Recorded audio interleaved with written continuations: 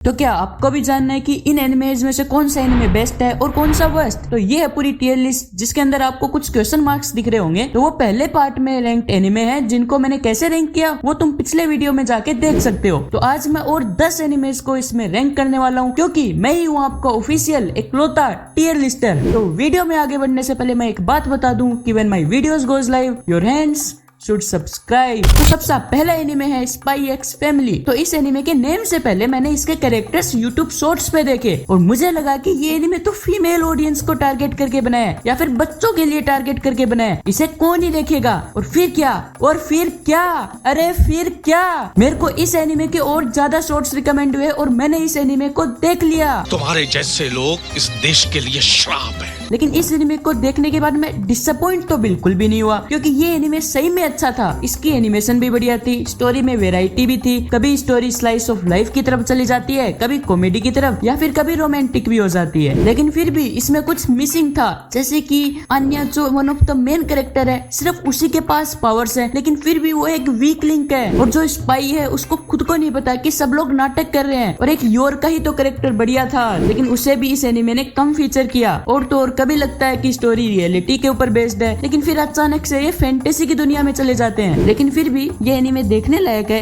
इसीलिए हम इसे रखेंगे ठीक है वाली कैटेगरी में। तो अब नेक्स्ट एनिमे है ब्लैक बुलेट। जब मैंने AOT का सीजन 1 पूरा किया तब मेरे को ऐसे और एनिमे देखने की इच्छा हुई। तो मैंने नेट पे सर्च किया तो मुझे मिला attack on Titans in parallel world. 13 episodes देखने के बाद मुझे पता चला कि ये एनिमे खत्म हो गया है। ना ढंग का कैरेक्टर डेवलपमेंट हुआ, ना स्टोरी में कोई पेसिंग, ना स्टोरी बढ़िया थी। 13 एपिसोड्स में पूरा पॉलिटिकल एंगल, ढेर सारी फाइटिंग, असैसिनेशन, कर्स चाइल्ड की सैड स्टोरी, उनकी इक्वेलिटी के लिए लड़ना, डार्क ह्यूमर, इतना सारा कंटेंट एक साथ, वो भी इतने कम एपिसोड में दिखाने के चक्कर में ये स्टोरी एकदम खराब हो गई। इतनी खराब कि मेरे एनिमे लिस्ट का पहला एनिमे जो एकदम बकवास कैटेगरी में जाएगा और मैं सबको इसे ना देखने के लिए रिकमेंड भी करूंगा। तो अब नेक्स्ट एनिमे है welcome to NHK। Are you a hikikomori? मतलब कि क्या तुम डिप्रेस्ड हो, लाइफ में कुछ चल नहीं रहा, लाइफ में कुछ बचा नहीं, तुम कुछ कर नहीं सकते, जिंदगी ऐसे ही चल रही है, पूरे दिन टाइम पास करते रहते हो, गेम्स का एडिक्शन है, एनिमे देखने का एडिक्शन है, सोशल लाइफ नहीं है, मतलब कि एक्सट्रीम केस अगर है तो उसी को हिकिकोमोरी बोलते हैं। तो इस एनिमे को ऐसे लोग ही फील कर पाएंगे जो इनमें से अधिकतर चीजों के शिकार हैं। तो इस एनिमे में एक हिकिकोमोरी है जो खुद को सुधारना भी नहीं चाहता लेकिन उसकी लाइफ में ऐसे ऐसे इंसिडेंट्स होते हैं, कोई आता है तो कोई चला जाता है, कोई सुधारने की कोशिश करता है तो कोई बिगाड़ने की कोशिश करता है। ओवरऑल एनिमे थोड़ा स्लो है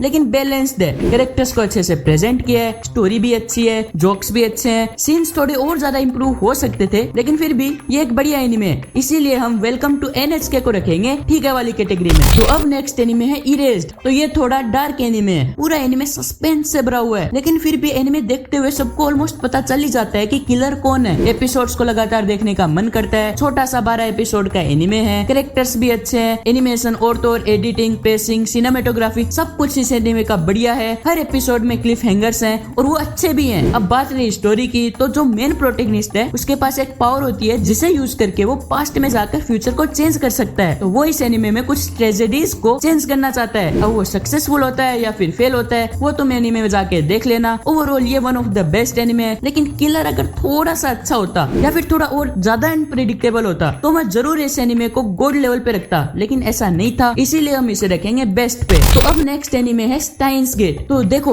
इरेज्ड में जैसे टाइम ट्रेवलिंग था वैसे ही इसके अंदर भी टाइम ट्रेवल है। तो इस एनिमे के मेन प्रोटैगनिस्ट रिंतारो ओकाबे जो खुद को मेड साइंटिस्ट बोलता है उसने टाइम ट्रेवलिंग की खोज की थी। ये एनिमे सिर्फ उन्हें ही बढ़िया लगेगा जिसको टाइम ट्रेवलिंग साइंस फिक्शन में इंटरेस्ट हो। तो इस एनिमे की स्टोरी कॉम्प्लिकेटेड तो है ही लेकिन इस एनिमे के कैरेक्टर्स बहुत अच्छे हैं, उन्हें अच्छे से प्रेजेंट भी किया है। जितनी कॉम्प्लिकेटेड इसका कंसेप्ट है उतना ही अच्छे से उस कंसेप्ट को पूरे एनिमे में अच्छे से फीचर भी किया है। टाइम ट्रेवलिंग कैसे होती है, कैसे काम करती है, नई पैरेलल टाइमलाइंस कैसे बनती है, क्या उसके कॉन्सिक्वेंसेज होते हैं, कौन किस टाइमलाइन में किसको जानता है, कौन किस टाइमलाइन में लड़का है और कौन किस टाइमलाइन में लड़की है, ये सब कुछ बहुत ही अच्छे से एनिमे में दिखाया गया है। लेकिन इस एनिमे में कुछ चीजें खराब भी है, जैसे कि एनिमे कुछ ज्यादा ही ब्राइटेंड दिखता है, स्टोरी अच्छी है लेकिन मुझे इतनी ज्यादा पसंद नहीं आई क्योंकि ठीक है टाइम ट्रेवल हो रहा है और वो अच्छे से भी हो रहा है लेकिन एंटरटेनमेंट थोड़ा मिसिंग था, इसीलिए हम इस एनिमे को रखेंगे गुड है वाली कैटेगरी में। तो अब नेक्स्ट एनिमे है रैग्नारोक। तो इस इस एनिमे को मैंने एनिमे के नजरिए से ही देखा है, ना मेरे को बाकी चीजों में इंटरेस्ट है, ना मैं उनको अपने चैनल के ऊपर रिकमेंड करता हूँ। तो इस एनिमे का मेन कंसेप्ट थोड़ा यूनिक था, क्योंकि इसमें सारे माइथोलॉजी के गॉड को फीचर किया है जो इस एनिमे में ह्यूमंस को मिटाना चाहते हैं, और उसके लिए होता है 13 गॉड वर्सेस ह्यूमंस का मैच। अगर गॉड्स जीते तो ह्यूमंस खत्म, और अगर ह्यूमंस जीते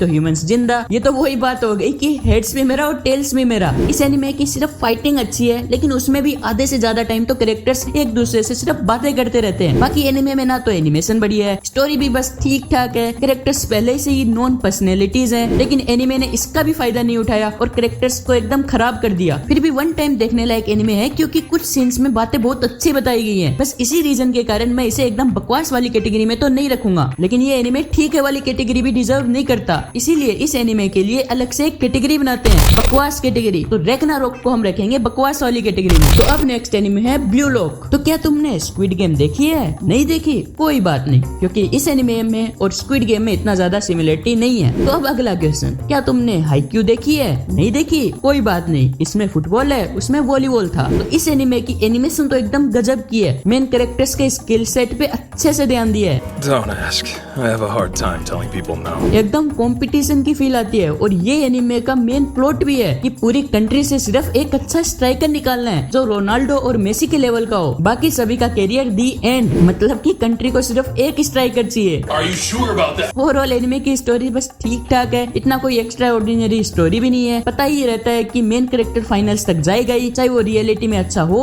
या फिर ना हो, क्योंकि इसके मेन कैरेक्टर के पास कोई स्पेशल पावर नहीं है, लेकिन फिर भी ये एनिमे कैसे न कैसे उसे स्पेशल बना देता है। सभी कैरेक्टर्स की सिर्फ सोकर लाइफ दिखाई है, माना कि मेन थीम सोकर है, लेकिन कुछ तो अलग दिखाई सकते थे, इसीलिए हम ब्लू लॉक को रखेंगे ठीक है वाली कैटेगरी में। तो अब नेक्स्ट एनिमे है रन विद द विंड। तो ये एनिमे भी एक स्पोर्ट एनिमे है, लेकिन इसमें स्लाइस ऑफ लाइफ भी अच्छे से मिक्स्ड है। इसकी मेन थीम होती है कि why should we run, slow और फास्ट इट डजंट मैटर। इसका मेन प्रोटैगनिस्ट हाइजी का कैरेक्टर मुझे बहुत ज्यादा बढ़िया लगा। उसे समझ थी कि कैसे एक टीम बिल्ड होती है, कैसे इंप्रूवमेंट लाना है, खुद को कैसे सेक्रीफाइस करते हैं, कैसे जीत सेलिब्रेट करते हैं, कैसे हार भी सेलिब्रेट करते हैं। और इसमें सभी डिफरेंट टाइप के कैरेक्टर्स भी हैं, कोई वर्किंग है तो कोई नॉन वर्किंग है, कोई एरोगेंट है तो कोई आलसी है, कोई फास्ट है तो कोई स्लो भी है, लेकिन हाइजी सबको मोटिवेट करता रहता है भागने के लिए, क्योंकि जिंदगी में एक तो ऐसी चीज होनी चाहिए जो अच्छी हो। इस एनिमे के कैरेक्टर्स और कैरेक्टर वर्क अच्छा है, लेकिन स्टोरी इतनी ज्यादा अच्छे से बिल्ट नहीं हुई, थोड़ा पेसिंग इश्यू है इस एनिमे में, लेकिन फिर भी one time must watch anime है, इसलिए हम रन विद द विंड को रखेंगे ठीक है वाली कैटेगरी में। तो अब नेक्स्ट एनिमे है केनिची द माइटेस्ट डिसाइपल। ये वो केनिची नहीं है जो हथौड़ी हथौड़ी करता रहता है, ये वो केनिची है जो खुद को समझता है कि वो वीक है, वो खुद को और दूसरों को प्रोटेक्ट नहीं कर सकता, इसीलिए वो स्ट्रॉन्ग बनना चाहता है और अपनी इंटेंस ट्रेनिंग स्टार्ट कर देता है। इस एनिमे का टाइटल ही एकदम सोच समझ के रखा गया है, जैसे कि प्रोटैगनिस्ट का नाम Kenichi with the mightiest disciple, greatest fighter नहीं लिखा बल्कि डिसाइपल रखा है, मतलब कि सबसे होनहार स्टूडेंट। और ये रियलिटी भी होती है इस एनिमे की, क्योंकि केनिची सबसे बढ़िया फाइटर तो नहीं था इस एनिमे में, लेकिन वो सबसे अच्छा स्टूडेंट जरूर था। उसने इस एनिमे में हर टीचर से अलग अलग फाइटिंग स्टाइल सीखी, सभी तरह के मार्शल आर्ट्स आपको इस एनिमे में देखने को मिल जाएंगे। फाइट्स भी इस एनिमे की अच्छी है और ब्रूटल भी है, कैरेक्टर्स भी अच्छे हैं, जैसे कि खुद केनिची,